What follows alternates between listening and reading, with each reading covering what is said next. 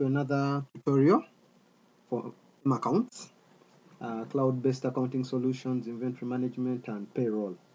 So today we are going to be looking at how to add content into the system: customers, suppliers, products, branches, stores, employees, and much more. So as usual, you need to be online. Then you can visit the website www.maccounts.biz and sign in with your details.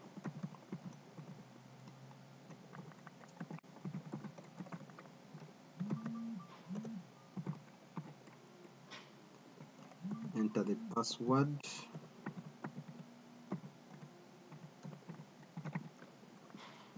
As usual, I prefer to be signed in because we're going to be here for a long time. So yes, yeah, we've been successfully signed in into our account tutorials. So I'll start with adding customers.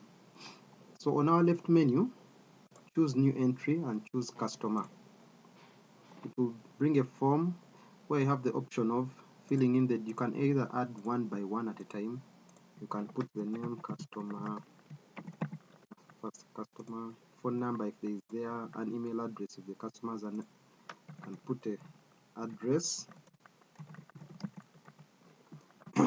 If the customer has an opening balance, you can also fill in the details. Then there is extra information like a PIN for a unique number you can use to mark customers, the credit limit, location, price category, customer type, route. Then there's also the geographical details. Then there's this field here, automated customer statements. This applies in a situation where you want to email the customer their statements automatically. So you can choose, let's say, monthly, weekly, daily. Let's assume monthly on the 28th or on the 31st. So every month on the 31st, the system will email the customer their statement. But for now, let's ignore that. Let's just go with it. Then if you want to add so many customers, there's the import feature. Here you can download the template file, fill it in, and then you drag it and drop it here to import customers. But for now, we shall just work with this one. So you click save. Yes, our customer has been saved. So let's also add the supplier. Back to the left menu, supplier. There we put the name, supplier number 1, also phone number, email. Let's just put the address. Yes, there we go. More details, not really necessary here. So that is it. Let's save our supplier. The import feature is the same. You can download the template and yes. Then we have products or service. Yes, this is where you add your product details from. I'm going to assume we are selling, let's say we are selling books. Yeah, no. Mango juice. Let me say carton of 24. It's good to use names which are very definitive and can help you understand. Units is the number of individual sellable items that you can sell. So here, if we have a carton which has 24 items that can be sold individually, so the unit will be 24. Let's assume the cost is 24,000. Yes, in a situation where we sell them at twice the price, that will be 48. Track inventory, yes.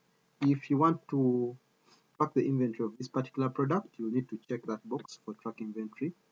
Yes, and the other fields, if you want to, they are optional.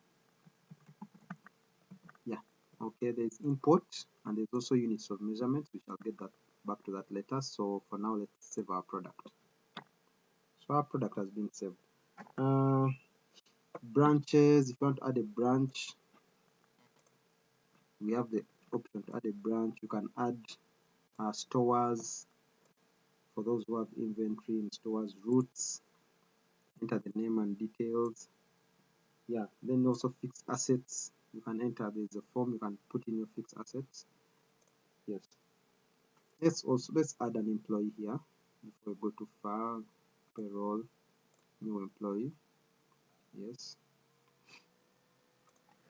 call him employee number 1, phone number, email 77201.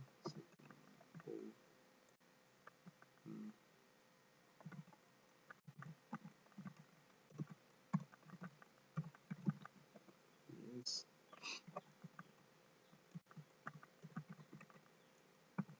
okay, fill in the form.